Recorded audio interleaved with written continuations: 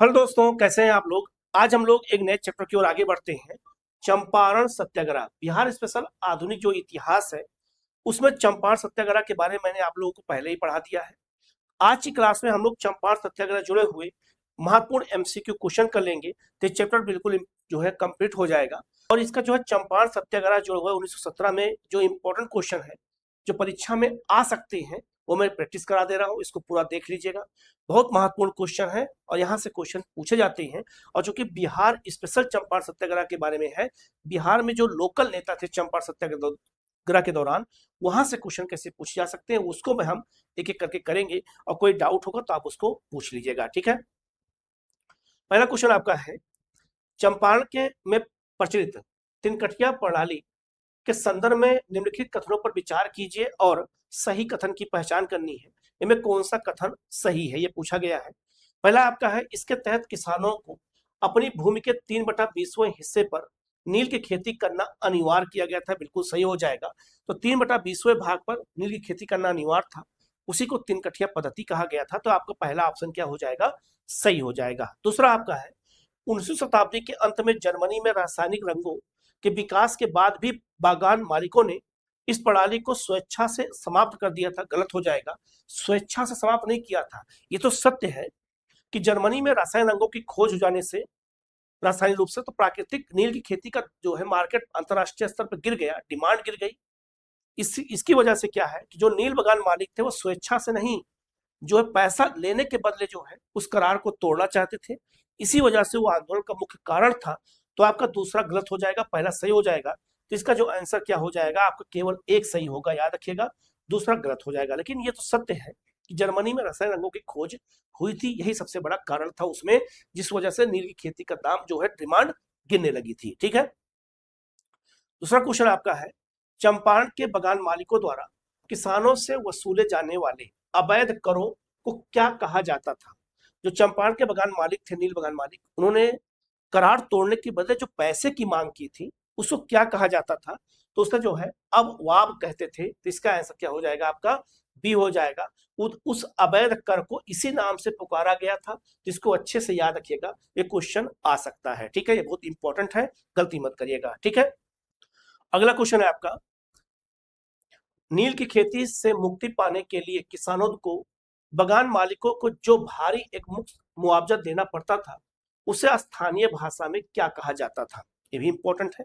तो क्या कहा जाता था, उसे जो है तवान कहते थे। इसका आंसर क्या हो जाएगा, आपका जो है बी हो जाएगा। ये भी इंपॉर्टेंट है। तो इस छोटे छोटे शब्दों को याद रखना है क्योंकि यहां से क्वेश्चन पूछे जाते हैं, ठीक है। अगला क्वेश्चन आपका है, चंपारण में याद रखिएगा जो है क्या कहते हैं, बेसी शब्द का सटीक अर्थ क्या था। चंपारण सत्याग्रह दौरान ये शब्द भी आया था। तो इसका सटीक अर्थ पूछा गया है, किसका सटीक अर्थ क्या था, ये भी इंपॉर्टेंट है। तो नील की खेती ना करने के बदले लगान में की गई मनमानी वृद्धि, इसी को याद रखना। जो है क्या कहते थे, याद रखना, जो है सरा बेसी कहा जाता था। ये भी इंपॉर्टेंट है। इसका ऐसा क्या हो जाएगा, बी हो जाएगा। तो इन टर्मोलॉजी को भी समझना जरूरी है क्योंकि यहाँ से क्वेश्चन पूछा जाता है, ठीक है। अगला क्वेश्चन आपका है कि महात्मा गांधी के हस्तक्षेप से पहले 1907-8 में चंपारण के किस क्षेत्र के किसानों ने नील बागान मालिकों के खिलाफ एक उग्र विद्रोह किया था। तो चंपारण में 1917 से पहले भी 1907 और 8 में भी यहाँ पर उग्र विद्रोह हुआ था, नील बागान जो है मालिकों के साथ हुआ था। तो क्वेश्चन पूछा गया वो क्षेत्र कौन था, वो आपका साठी नामक क्षेत्र था। जिसका आंसर क्या हो जाएगा, आपका ए हो जाएगा, ठीक है। ये भी इंपॉर्टेंट क्वेश्चन है, ठीक है। अगला क्वेश्चन आपका है, चंपारण के किसानों की दुर्दशा को राष्ट्रीय पटल पर लाने के लिए प्रताप नामक समाचार पत्र में चंपारण में अंधेरा शीर्षक से किसने लेख लिखा था। ये बहुत महत्वपूर्ण क्वेश्चन है। ये लेख किसने लिखा था, ये क्वेश्चन पूछा भी गया है। तो पीर मोहम्मद मुनीस ने लिखा था, ये एक पत्रकार थे। इसका आंसर बी हो जाएगा। और याद रखिएगा, राजकुमार शुक्ल के साथ लखनऊ ये भी गए थे उन्हीं के साथ, और इन्होंने जो है प्रताप नामक समाचार पत्र लिखा था और वो पत्रिका लिखी थी जिसमें चंपारण में अंधेरा नामक जो है शीर्षक से लेख लिखा था। याद रखिएगा, इनके बारे में इंपॉर्टेंट है, याद रखिएगा, बहुत जो है इंपॉर्टेंट व्यक्ति हैं और ये भी जो है उनके साथ गए थे। तो गलती मत करिएगा, ठीक है। अगला क्वेश्चन है आपका, 1916 के लखनऊ अधिवेशन, कांग्रेस अधिवेशन में चंपारण के किसानों की समस्या पर ध्यान आकर्षित करने वाला मुख्य प्रस्ताव किसने प्रस्तुत किया था? लखनऊ अधिवेशन जब हो रहा था तो वह चंपारण का प्रस्ताव पेश किया गया था, उस पर डिस्कशन भी हुआ था। तो क्वेश्चन पूछा जा रहा है, तो याद रखिएगा ये ब्रज किशोर प्रसाद ने रखा था, तो इसका आंसर बी हो जाएगा। ब्रज किशोर प्रसाद ने इसका प्रस्ताव रखा था वहां पर और इस पर डिस्कशन भी हुआ था। राजकुमार शुक्ल बाद में जब महात्मा गांधी से मिलते हैं, महात्मा गांधी ने ये बात कहा था उनसे कि मैं चंपारण, जब मैं भारत का भ्रमण करूंगा तो उसमें चंपारण को शामिल कर लूंगा, लेकिन आपके चंपारण की समस्या को इस अधिवेशन में ब्रज किशोर प्रसाद ने पहले से रख दिया है, तो आप परेशान मत होइए। लेकिन राजकुमार शुक्ल लगातार उनके पीछे चलते रहे। महात्मा गांधी ने एक लेख में बताया भी था इस बात को, पूरी कहानी को बताया था। तो इसका आंसर क्या हो जाएगा आपका? बी हो जाएगा, याद रखिएगा। ठीक है, नेक्स्ट क्वेश्चन आपका है, राजकुमार शुक्ल जिन्होंने गांधी जी को चंपारण आने के लिए राजी किया, चंपारण के किस गांव के निवासी थे वो? उनके गांव का नाम क्या था? ये भी क्वेश्चन पूछा जाएगा। तो मुरली भरहवा गांव था। इसका आंसर क्या हो जाएगा आपका? बी हो जाएगा। ये भी याद रखना, राजकुमार शुक्ल इसी गांव से जुड़े हुए थे। ठीक है, अगला क्वेश्चन आपका है, लखनऊ कांग्रेस अधिवेशन 1916 में राजकुमार शुक्ल को महात्मा गांधी से मिलने और चंपारण की समस्या बताने की सलाह किस स्थानीय नेता ने दी थी? कितना इंपॉर्टेंट क्वेश्चन है। राजकुमार शुक्ल को लखनऊ भेजा था किसने कि जाओ महात्मा गांधी से मिलना? तो याद रखना, गणेश शंकर विद्यार्थी ने भेजा था। तो इसका आंसर क्या हो जाएगा? बी हो जाएगा। इन्होंने ही सलाह दिया था, यह स्थानीय नेता थे वहां के, और सलाह दिया था कि महात्मा गांधी से जाकर के लखनऊ में मिलो। तब राजकुमार शुक्ल लखनऊ में जाकर के उनसे मुलाकात करते हैं। तो याद रखना, ये बहुत महत्वपूर्ण क्वेश्चन है, याद रखिएगा। ठीक है, अगला क्वेश्चन है आपका, नेक्स्ट क्वेश्चन है, राजकुमार शुक्ल के प्रयासों को आर्थिक और नैतिक समर्थन प्रदान करने वाले चंपारण के प्रमुख धनी किसान और संत कौन थे? तो राजकुमार शुक्ल के प्रयासों को आर्थिक और नैतिक समर्थन भी दिया था, आने जाने का किराया भी दिया था, पैसा दिया था और नैतिक समर्थन दिया था। वो कौन व्यक्ति थे? तो संत राउत थे। तो इसका आंसर क्या हो जाएगा? बी हो जाएगा। ये भी बहुत इंपॉर्टेंट टॉपिक पॉइंट है, याद रखना। ऐसे क्वेश्चन ज्यादा आने लगे हैं आजकल। ठीक है, अगला क्वेश्चन आपका है, अप्रैल 1917 में चंपारण जाने के क्रम में महात्मा गांधी सबसे पहले पटना में किस प्रमुख व्यक्ति के घर ठहरे थे जहां उन्होंने उचित सम्मान नहीं मिला था? महात्मा गांधी को उचित सम्मान नहीं मिला, लेकिन डॉक्टर राजेंद्र प्रसाद घर रुके थे। तो इसका आंसर क्या हो जाएगा आपका? बी हो जाएगा। ठीक है, आगे बढ़ते हैं। अगला क्वेश्चन आपका है, मुजफ्फरपुर पहुंचने पर रात के समय रेलवे स्टेशन पर छात्रों की भीड़ के साथ गांधी जी का स्वागत किसने किया था? तो मुजफ्फरपुर जब महात्मा गांधी पहुंचे थे, जब चंपारण जा रहे थे पटना से, जब मुजफ्फरपुर पहुंचे तो मुजफ्फरपुर में छात्रों की भीड़ वहां इकट्ठा हो गई। तो जेबी कृपलानी ने उनका स्वागत किया था। तो इसका आंसर क्या हो जाएगा? ये हो जाएगा। और जेबी कृपलानी भी उनके साथ फिर हो लिए, चंपारण वो भी गए थे उन्हीं के साथ। तो स्वागत मुजफ्फरपुर में किसने किया था? तो जेबी कृपलानी ने किया था। ठीक है, नेक्स्ट क्वेश्चन आपका है, चंपारण पहुंचने पर तिरहुत प्रमंडल के किस कमिश्नर ने महात्मा गांधी को तुरंत जिला छोड़ने का आदेश दिया था? याद रखिएगा, अगर कहा जाए सेक्शन 144 के तहत, धारा 144 के तहत इनको जो है धमकी दी गई, आदेश दिया था। तो पूछा जा रहा है वो कौन था, तिरहुत मंडल का कमिश्नर कौन था? ये भी इंपॉर्टेंट क्वेश्चन है। याद रखना, आपका जो है LF मोर्स हेड थे। इसका आंसर क्या हो जाएगा आपका? बी हो जाएगा। ठीक है, नेक्स्ट क्वेश्चन बहुत इंपॉर्टेंट है, 18 अप्रैल 1917 को मोतिहारी की अदालत में गांधी जी ने किस ऐतिहासिक कथन के साथ जमानत बेल देने से इनकार कर दिया था? जिसका आंसर क्या हो जाएगा आपका? बी हो जाएगा। मैंने जो किया वह अंतरात्मा की आवाज के अनुसार किया, मैं सजा भुगतने को तैयार हूं। उन्होंने जमानत लेने से इनकार कर दिया कि मुझे जमानत नहीं चाहिए और ये मेरे अंतरात्मा की आवाज से, आप मुझे सजा दे दीजिए। तो ये कथन महात्मा गांधी ने कहा था। तो इसका आंसर क्या हो जाएगा? बी हो जाएगा। ठीक है, नेक्स्ट क्वेश्चन आपका है, महात्मा गांधी पर चल रहे मुकदमे को वापस लेने का आदेश बिहार और उड़ीसा के किस तत्कालीन उपराज्यपाल ने दिया था? जब महात्मा गांधी पर मुकदमा चलना वहां शुरू हो गया चंपारण में, तो बिहार और उड़ीसा के किस उपराज्यपाल ने, लेफ्टिनेंट गवर्नर ने जो है सलाह दी थी कि जो है आप मुकदमा वापस ले लो? ये सलाह किसने दिया था? ये भी एक यूनिक क्वेश्चन है, याद रखना, सर एडवर्ड गेट ने। इसका आंसर क्या हो जाएगा आपका? बी हो जाएगा। ठीक है, आगे बढ़ते हैं। अगला क्वेश्चन है आपका, मोतिहारी में पूछताछ और किसानों के बयान दर्ज करने के दौरान गांधी जी ने अपना मुख्यालय हेडक्वार्टर किस स्थानीय वकील के घर पर बनाया था? तो जब मोतिहारी में किसानों से पूछताछ कर रहे थे, उनके बयान दर्ज कर रहे थे महात्मा गांधी कि क्या नील की खेती का जो शोषण हुआ था हुआ है कि नहीं हुआ है, जब तक लिखित साक्ष्य ना हो तब तक मतलब कोई नहीं, केस तो खारिज हो जाएगा। ऐसी स्थिति में जब तो मुख्यालय किस स्थानीय वकील के घर को बनाया था, ये भी एक यूनिक क्वेश्चन है, याद रखिएगा। तो गोरख प्रसाद, तो इसका आंसर क्या हो जाएगा आपका, ए हो जाएगा। ठीक है, आगे बढ़ते हैं। अगला क्वेश्चन आपका है, बेतिया में प्रवास के दौरान महात्मा गांधी और उनके सहयोगी कहाँ रुके थे, जो बाद में आंदोलन का एक प्रमुख केंद्र बन गया था। तो याद रखिएगा आपका हजारीमल धर्मशाला। तो इसका आंसर क्या हो जाएगा आपका, बी हो जाएगा। यही बाद में मुख्यालय बन गया, प्रमुख केंद्र बन गया था। ठीक है, अगला क्वेश्चन आपका है, गांधी जी की हत्या के प्रयास से जुड़े जो है बतख मियां कौन थे, जिन्होंने अपनी जान जोखिम में डालकर गांधी जी को जहर मिला दूध पीने से बचा लिया था। ये भी क्वेश्चन आया हुआ है और 2 बार आया हुआ है, ये भी इंपॉर्टेंट है, याद रखिएगा। तो इसका जो आंसर क्या हो जाएगा, बी।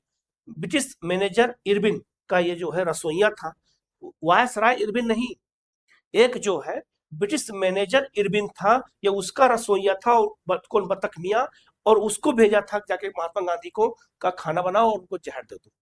तो याद रखिएगा, इनका नाम याद रखिएगा, ये इरविन का रसोइया था। तो खुदा न खास्ता क्वेश्चन ये भी पूछ देगा, तो गलती मत करिएगा। तो बतख मियां किसके जो है वकील वो थे, रसोइये थे, तो इरविन के रसोइये थे, जो ब्रिटिश एक मैनेजर था। ये बात याद रखिएगा, और ये मैंने क्लास में इसको बताया भी था, याद रखना। इसका आंसर बी हो जाएगा। ठीक है, आगे बढ़ते हैं। अगला क्वेश्चन आपका है, बिहार प्लांट्स एसोसिएशन के उस सचिव का क्या नाम था, जिसने गांधी जी से मुलाकात की थी, और लेकिन उसने गांधी जी को बाहरी व्यक्ति कह करके जानकारी देने से मना कर दिया था।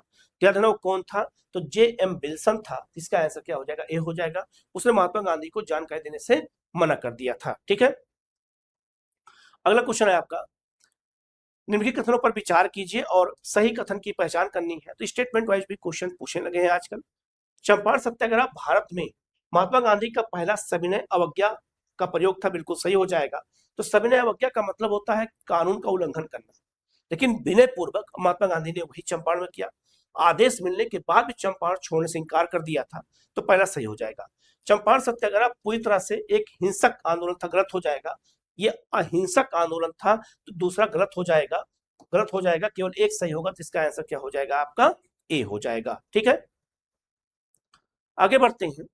अगला क्वेश्चन है आपका, चंपारण सत्याग्रह के दौरान महात्मा गांधी के साथ बयानों का अनुवाद और कानूनी सहायता करने वाले प्रमुख वकीलों के समूह में निम्नलिखित में से कौन शामिल नहीं थे। जब महात्मा गांधी, याद रखिएगा, किसानों से बयान ले रहे थे और उसका अंग्रेजी में अनुवाद करा रहे थे, तो एक वकीलों का एक कमेटी बनाया था महात्मा गांधी ने। तो उस कमेटी में कौन नहीं था, तो जो नहीं था उसको हटा देंगे, बाकी लोग उसमें थे, वो भी क्वेश्चन बन सकता है। तो याद रखिएगा, इसमें जो है श्री कृष्ण सिंह नहीं थे। इसका आंसर जो आपका सी हो जाएगा। बाकी डॉक्टर राजेंद्र प्रसाद, अनुग्रह नारायण सिन्हा और आपका रामनवमी प्रसाद, ये सब उसमें शामिल थे वकीलों के पैनल में, और बयान को जो है ये लोग अनुवाद कर रहे थे, कानून सहायता कर रहे थे, याद रखिएगा। तो इसमें कौन शामिल नहीं था, तो श्री कृष्ण सिंह शामिल नहीं थे। ठीक है, अगला क्वेश्चन आपका है, महात्मा गांधी के आह्वान पर चंपारण में शिक्षा और स्वच्छता के काम के लिए गुजरात और महाराष्ट्र से कौन से 2 प्रमुख शिक्षक कार्यकर्ता अपनी पत्नियों के साथ आए थे। चंपारण आए थे, महात्मा गांधी ने बुलाया था उनको, और किस लिए बुलाया था, शिक्षा और स्वच्छता के लिए बुलाया था। तो इसका आंसर क्या हो जाएगा, महादेव देसाई और नरहरि पारिक आए थे। तो इसका आंसर क्या हो जाएगा, ए हो जाएगा। और ये 2 लोग महात्मा गांधी के साथ ये भी चंपारण गए थे, इनका काम क्या था, शिक्षा और स्वच्छता था, याद रखिएगा। ठीक है, आगे बढ़ते हैं। अगला क्वेश्चन आपका है, निम्नलिखित को सुमेलित कीजिए। एक तरफ नेता है, एक तरफ उनका योगदान दिया गया है, और इसका जो है सुमेल करना है, ये क्वेश्चन पूछा गया है, ये भी इंपॉर्टेंट है। ठीक है, पहला आपका है गोरख प्रसाद। गोरख प्रसाद का योगदान क्या है, मोतिहारी में गांधी जी को अपना घर कार्यालय के लिए दिया था गोरख प्रसाद ने। ठीक है, ये आपका हो गया। दूसरा, मजरूल हक, याद रखिएगा, ये पटना में गांधी जी को की मेजबानी किया था पटना में। ब्रज किशोर प्रसाद की बात करते हैं, तो ब्रज किशोर प्रसाद, याद रखिएगा, जो है चंपारण के सबसे वरिष्ठ और जो है अनुभवी वकील थे। तो इसका आंसर क्या हो जाएगा आपका, ए हो जाएगा। ठीक है, याद रखिएगा। तो क्या किसका क्या योगदान था चंपारण सत्याग्रह के दौरान, ये भी क्वेश्चन पूछा जा सकता है। इस तरह से क्वेश्चन भी आपको पेपर में मिल सकता है। ठीक है, नेक्स्ट क्वेश्चन आपका है, चंपारण आंदोलन के दौरान महात्मा गांधी ने किस स्थानीय नेता को चंपारण का प्राण कह करके संबोधित किया था? मोस्ट इंपोर्टेंट क्वेश्चन है, याद रखिएगा। तो ये ब्रजकिशोर प्रसाद को कहा था, तो इसका आंसर क्या हो जाएगा? आपका बी हो जाएगा। इन्हें चंपारण का प्राण कहा था, याद रखिएगा, ये भी इंपॉर्टेंट है, गलती मत करिएगा। यूनिक क्वेश्चन है और इंपॉर्टेंट क्वेश्चन है, गलती मत करिएगा, इसको रख लीजिएगा, ठीक है। अगला क्वेश्चन है आपका है, चंपारण सत्याग्रह में महात्मा गांधी के सबसे छोटे पुत्र ने भी रचनात्मक कार्यों में भाग लिया था, उनका नाम क्या था? मतलब चंपारण सत्याग्रह में महात्मा गांधी का एक बेटा भी उनके साथ काम कर रहा था, कौन था? देवदास गांधी। जिसका आंसर क्या हो जाएगा? डी हो जाएगा। ये भी यूनिक क्वेश्चन है, याद रखिएगा, ठीक है।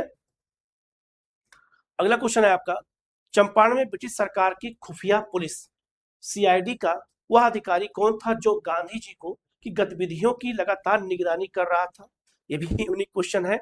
WH आपका लुइस। तो इसका आंसर क्या हो जाएगा? आपका बी हो जाएगा। ये सीआईडी का जो है अधिकारी था और ये लगातार महात्मा गांधी की गतिविधियों पर ये नजर रख रहा था, सरकार द्वारा इसको वहां लगाया गया था, ठीक है। चंपारण सत्याग्रह के दौरान ग्रामीण महिलाओं के बीच स्वच्छता और पर्दा प्रथा के खिलाफ जागरूकता फैलाने का मुख्य कार्य किसने संभाला था? जब चंपारण सत्याग्रह हो रहा था तो स्वच्छता और पर्दा प्रथा महिलाओं के बीच में ना रहे, ये काम किसके बलबूते था? तो कस्तूरबा गांधी के। इसका आंसर क्या हो जाएगा? बी। ये काम कस्तूरबा गांधी कर रही थी। ये भी इंपॉर्टेंट है, याद रखिएगा, ठीक है। अगला क्वेश्चन है आपका, डॉक्टर राजेंद्र प्रसाद ने चंपारण सत्याग्रह में गांधी जी की सहायता करने का निर्णय किस शहर में आयोजित एक बैठक के बाद लिया था? क्योंकि महात्मा गांधी ने पटना में जब गए थे तो उनका स्वागत ठीक से नहीं किया था डॉक्टर राजेंद्र प्रसाद ने। बाद में एक बैठक किया और बाद में निर्णय लिया कि हम उनका सहयोग करेंगे, तो पटना में बैठक हुई थी। तो इसका आंसर क्या हो जाएगा? आपका बी हो जाएगा, ठीक है। अगला क्वेश्चन है आपका, चंपारण के किस प्रमुख वकील और राष्ट्रवादी नेता ने गांधी जी के साथ जेल जाने की स्थिति में आंदोलन का नेतृत्व संभालने की प्रतिज्ञा ली थी? तो महात्मा गांधी का अगर वकील और राष्ट्रवादी नेता कौन था, ये पूछा गया है। अगर महात्मा गांधी जेल चले जाते हैं तो उनका सारा काम कौन देखेगा, ये क्वेश्चन पूछा गया था। तो ब्रज किशोर प्रसाद और डॉक्टर राजेंद्र प्रसाद। तो इसका आंसर क्या हो जाएगा? आपका सी हो जाएगा। ये भी इंपॉर्टेंट है, याद रखिएगा, ठीक है। लेकिन इस क्वेश्चन में एक बात ध्यान दीजिएगा, संभालने की प्रतिज्ञा ली है, ये भी याद रखना। प्रतिज्ञा ली थी, संभाला हो चाहे ना संभाला, लेकिन ये किसने प्रतिज्ञा ली थी, ये क्वेश्चन पूछा गया। शब्दों पे ध्यान दीजिएगा, क्वेश्चन के लाइन पे ध्यान दीजिएगा, क्योंकि वही सबसे इंपॉर्टेंट माना जाता है, ठीक है। अगला क्वेश्चन आपका है, चंपारण सत्याग्रह के ऐतिहासिक महत्व को देखते हुए किस महान भारतीय व्यक्तित्व ने इसी आंदोलन के दौरान जो है मोहनदास करमचंद गांधी को महात्मा की उपाधि दिया था? तो रविन्द्रनाथ टैगोर ने दिया था। ये क्वेश्चन कई बार आ चुका है, आसान क्वेश्चन है, याद रखिएगा, ठीक है। अगला क्वेश्चन आपका है, चंपारण में शिक्षा के प्रसार और सामाजिक सुधार के लिए महात्मा गांधी द्वारा स्थापित पहला बुनियादी विद्यालय कहाँ खोला गया था? तो महात्मा गांधी ने चंपारण में शिक्षा व्यवस्था की भी शुरुआत किया था, तो उसके लिए एक विद्यालय स्थापित किया था बुनियादी शिक्षा के लिए। वो कहाँ स्थापित किया था, ये क्वेश्चन पूछा गया है। तो आपका जो है बड़ हरवा आपका लखन सेन में। तो इसका आंसर क्या हो जाएगा? आपका सी हो जाएगा। ये वहां का स्थानीय गांव था, वहीं पर विद्यालय महात्मा गांधी ने स्थापित किया था, ये भी याद रखिएगा, ठीक है। नेक्स्ट क्वेश्चन आपका है, 20 नवंबर 1917 को स्थापित व्याधना भीति हरवा आश्रम का संचालन मुख्य रूप से किसे सौंपा गया था? तो कस्तूरबा गांधी और डॉक्टर देव को सौंपा गया था। तो इसका आंसर क्या हो जाएगा? आपका बी हो जाएगा। ये भी याद रखना, ये भी यूनिक क्वेश्चन है, ठीक है। अगला क्वेश्चन आपका है, चंपारण में गांधी जी द्वारा स्थापित तीसरा बुनियादी विद्यालय 17 जनवरी 1918 को कहाँ खोला गया था? तो महात्मा गांधी शिक्षा के विकास के लिए चंपारण में कई विद्यालय खोले थे, जो तीसरा कहाँ खोला था, ये क्वेश्चन पूछा गया है। तो मधुबन में खोला गया था, वहां पे गांव था, उसका आंसर ए हो जाएगा, ठीक है। आगे बढ़ते हैं। अगला क्वेश्चन है आपका, चंपारण में रचनात्मक कार्यों के तहत चिकित्सा सहायता प्रदान करने के लिए सर्वेंट्स ऑफ इंडिया सोसाइटी ने से किस डॉक्टर को विशेष रूप से बुलाया गया था? तो याद रखना, सर्वेंट ऑफ इंडिया सोसाइटी की स्थापना 1905 में गोपाल कृष्ण गोखले ने किया था, और याद रखिएगा वही महात्मा गांधी के राजनीतिक गुरु थे। तो चंपारण में याद रखिएगा चिकित्सा सहायता के लिए सर्वेंट ऑफ इंडिया सोसाइटी के किस विशेष डॉक्टर को बुलाया गया था? ये भी एक यूनिक क्वेश्चन है। जाना डॉक्टर देव को बुलाया गया था, इसका आंसर भी हो जाएगा। और इन्हीं और कस्तूरबा को पूरे जो है वहां की जिम्मेदारी दी गई थी, ठीक है। आगे बढ़ते हैं। अगला क्वेश्चन आपका है, चंपारण में आश्रमों और विद्यालयों के निर्माण के लिए अधिकांश भूमि किसने दान में दी थी? जो महात्मा गांधी विद्यालय बना रहे थे, जो महात्मा गांधी आश्रम बना रहे थे, तो उसके लिए जमीन किसने दिया था? तो स्थानीय जमींदार और जो है संपन्न किसानों ने दिया था। तो इसका आंसर क्या हो जाएगा आपका? बी हो जाएगा। ठीक है, नेक्स्ट क्वेश्चन आपका है, निम्नलिखित कथनों पर विचार कीजिए और सत्य कथन की पहचान करनी है, में कौन सा कथन सत्य है। पहला आपका, गांधी जी के चंपारण में स्थानीय विद्यालयों में केवल किताबी ज्ञान नहीं बल्कि कताई, बुनाई और व्यक्तित्व स्वच्छता भी सिखाई जाती थी। बिल्कुल सही हो जाएगा। चंपारण में ही गांधी जी ने पहली बार बड़े पैमाने पर खादी और चरखा का विचार स्थानीय लोगों को सामने रखा था। बिल्कुल सही हो जाएगा। इसका आंसर क्या हो जाएगा आपका? सी हो जाएगा। इसमें दोनों स्टेटमेंट क्या हो जाएगा? सही हो जाएगा। ठीक है, नेक्स्ट क्वेश्चन आपका है, भित्ती हरवा आश्रम में एक स्वयं सेवक के रूप में काम करने वाले पुंडलिक जी को गांधी जी ने कहां से बुलवाया था? तो पुंडलिक जी एक व्यक्ति थे, वो भी जो है वहां पे काम कर रहे थे आश्रम में, भित्ती हरवा आश्रम में। तो उनको महात्मा गांधी ने कहां से बुलवाया था? पुणे से बुलवाया था, महाराष्ट्र से। इसका आंसर क्या हो जाएगा आपका? बी हो जाएगा। सारे क्वेश्चन यूनिक है, याद रखिएगा, एक भी क्वेश्चन गलती मत करिएगा। बहुत इंपॉर्टेंट क्वेश्चन मैं खोज के लाया हूं। ठीक है, अगला क्वेश्चन आपका जो है, बड़हरवा लखन सेन में विद्यालय स्थापित करने का मुख्य उद्देश्य क्या था? वहां जो विद्यालय स्थापित किया गया था उसका मुख्य उद्देश्य क्या था? तो स्थानीय बुनकरों और कारीगरों को आत्मनिर्भर बनाना। तो इसका आंसर क्या हो जाएगा? बी, क्योंकि महात्मा गांधी ने यहाँ पे कताई बुनाई को भी एक जो है हथियार के रूप में इस्तेमाल किया था, लोगों को जागरूक किया था। ये भी अपने आप में क्वेश्चन बन सकता है। इसका आंसर क्या हो जाएगा आपका? बी हो जाएगा। तो वहां के स्थानीय बुनकरों को जोड़ना था। चंपारण सत्याग्रह के दौरान गांधी जी ने सामाजिक कार्यों के संबंध में तत्कालीन वायसराय को एक पत्र लिखा था। उस समय भारत का वायसराय कौन था जब पत्र लिखा था? तो भारत के वायसराय लॉर्ड चेम्सफोर्ड थे। तो इसका आंसर क्या हो जाएगा आपका? बी हो जाएगा। ठीक है, आगे बढ़ते हैं। अगला क्वेश्चन है आपका, गांधी जी के चंपारण प्रवास के दौरान किस गांव में एक नील कारखाने के मैनेजर ने गांधी जी की झोपड़ी आश्रम को जला दिया था, जिसे बाद में पक्के भवन में बदल दिया गया था? ये भी एक यूनिक क्वेश्चन है, आ सकता है, याद रखिएगा। तो आपका भित्ती हरवा में, इसका आंसर क्या हो जाएगा? बी हो जाएगा, उसको जला दिया गया था। ठीक है, अगला क्वेश्चन है आपका, किसानों की शिकायतों की जांच के लिए ब्रिटिश सरकार द्वारा गठित चंपारण कृषि जांच समिति का अध्यक्ष किसे नियुक्त किया गया था? ये क्वेश्चन 2-3 बार आ भी चुका है। FG सलाई को बनाया गया था। जिसका आंसर क्या हो जाएगा आपका? ए हो जाएगा। ठीक है, आगे बढ़ते हैं। अगला क्वेश्चन है आपका, चंपारण कृषि जांच समिति में महात्मा गांधी के अलावा निम्नलिखित में से कौन सदस्य शामिल नहीं था? तो चंपारण कृषि जांच समिति महात्मा गांधी के अलावा और कौन सदस्य शामिल नहीं था? याद रखिएगा, तो सर एडवर्ड गेट। इसका आंसर क्या हो जाएगा आपका?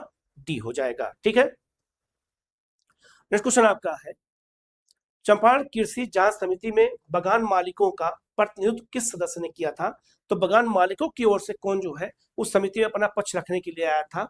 ये भी इंपॉर्टेंट क्वेश्चन है, याद रखना आपका, डॉक्टर जो है DJ रीड ने। इसका आंसर क्या हो जाएगा आपका? बी हो जाएगा। ठीक है, नेक्स्ट क्वेश्चन आपका है, समिति की सिफारिशों के आधार पर चंपारण कृषक अधिनियम किस वर्ष पारित किया गया, जिसे तिनकठिया प्रणाली को कानूनी रूप से क्या कर दिया? समाप्त कर दिया। तो इसका जो है मैंने बताया भी था। इसका आंसर बी हो जाएगा, 1918 में। तो इसका आंसर बी हो जाएगा। ठीक है, नेक्स्ट क्वेश्चन आपका है, बगान मालिकों द्वारा किसानों से अवैध रूप से वसूले गए धन का कितना प्रतिशत हिस्सा वापस करने पर सहमति बन गई थी? समिति जब बनाई गई थी तो 25% इसको जो है वापस करने की सहमति बनी थी। इसका आंसर क्या हो जाएगा आपका? सी हो जाएगा। ठीक है, नेक्स्ट क्वेश्चन आपका है, कथन और कारण के क्वेश्चन है, और इस तरह के क्वेश्चन में क्योंकि लगा करके ही आंसर निकाला जाता है। गांधी जी की 100% धन वापसी की मांग करने वाले किसानों के बावजूद केवल 25% वापसी पर सहमति हो पाई, क्योंकि गांधी जी का मानना था कि धन की मात्रा से अधिक महत्वपूर्ण बगान मालिकों द्वारा अपनी प्रतिष्ठा और कुछ धन वापस करना था, जो उनकी नैतिकता की हार थी। बिल्कुल सही हो जाएगा। इसका आंसर ए हो जाएगा, सही व्याख्या भी करा। तो महात्मा गांधी कहना था कि धन ज्यादा इंपॉर्टेंट नहीं है, उनका नैतिक पतन इंपॉर्टेंट है, जिससे दोबारा वो हिम्मत ना कर पाए। तो अपने आप पे ये भी यूनिक क्वेश्चन है, याद रखिएगा। अगला क्वेश्चन आपका है, चंपारण सत्याग्रह का दीर्घकालीन दीर्घकालिक परिणाम क्या हुआ? तो जो चंपारण सत्याग्रह था उसका दीर्घकालिक परिणाम क्या हुआ? तो एक दशक के भीतर अधिकांश यूरोपीय बागान मालिकों ने चंपारण की अपनी जागीरें छोड़ दी थी। जिसका आंसर क्या हो जाएगा आपका? बी हो जाएगा। ठीक है, नेक्स्ट क्वेश्चन आपका है, चंपारण सत्याग्रह के संदर्भ में जो है अवाब कर की जो है प्रकृति कैसी थी, अवाब कर की नेचर कैसा था, ये क्वेश्चन पूछा गया है। तो यह बागान मालिकों द्वारा मनमाने ढंग से लगाए गए विविध उपकर थे, जैसे गाड़ीवान कर, आपका कोल्हू कर आदि से थे। इसका आंसर क्या हो जाएगा? बी हो जाएगा। इस कर की वसूली वहां पर होती थी, ये भी इंपॉर्टेंट है, याद रखिएगा। ठीक है, नेक्स्ट क्वेश्चन आपका है, चंपारण में गांधी जी के जो है सहयोगी रामनवमी प्रसाद और धरणीधर प्रसाद का मुख्य पेशा क्या था? ये मुख्य किस पेशे से जुड़े हुए थे? तो ये सब वकील थे, एडवोकेट थे। इसका आंसर क्या हो जाएगा आपका? बी हो जाएगा। और ये लोग महात्मा गांधी की सहायता कर रहे थे बयान दर्ज करने में, उनका अनुवाद करने में। और नेक्स्ट क्वेश्चन आपका, निम्नलिखित में से कौन सा चंपारण सत्याग्रह का एक महत्वपूर्ण वैचारिक प्रभाव था? ये भी क्वेश्चन पूछा गया है। तो इसने भारतीय राष्ट्रीय आंदोलन को शहरी अभिजात वर्ग से निकालकर ग्रामीण किसानों तक पहुंचा दिया। तो इसका आंसर ये हो जाएगा। तो चंपारण ही वो आंदोलन था, वो सत्याग्रह था जिसने महात्मा गांधी को एक जन नेता के रूप में सामने रखा। और महात्मा गांधी की ख्यात वहीं से बढ़ना शुरू हो गई। इसी वजह से देखा होगा कि उसके बाद जितने भी किसान आंदोलन होते हैं सब में महात्मा गांधी को बुलाया जाता है, चाहे वो खेड़ा हो, चाहे वो आपका मोपला विद्रोह हो, चाहे उसके अलावा और भी छोटे छोटे विद्रोह हो या किसान आंदोलन हो, वहां पे महात्मा गांधी की डिमांड बढ़ गई थी। तो चंपारण स्टार्टअप था महात्मा गांधी का, महात्मा गांधी को महात्मा बनाने का एक जो है महत्वपूर्ण केंद्र था। तो याद रखिएगा, ये 50 क्वेश्चन जो यूनिक क्वेश्चन थे मैंने करा दिया है, इसको अच्छे से देख लीजिएगा। कहीं कोई डाउट होगा तो जरूर बताइएगा। वीडियो कैसा लगा कमेंट को जरूर बताइएगा। उत्साह हमारा बढ़ता है तो आपको ऐसे क्वेश्चन हम और लाते रहेंगे। Okay, thank you.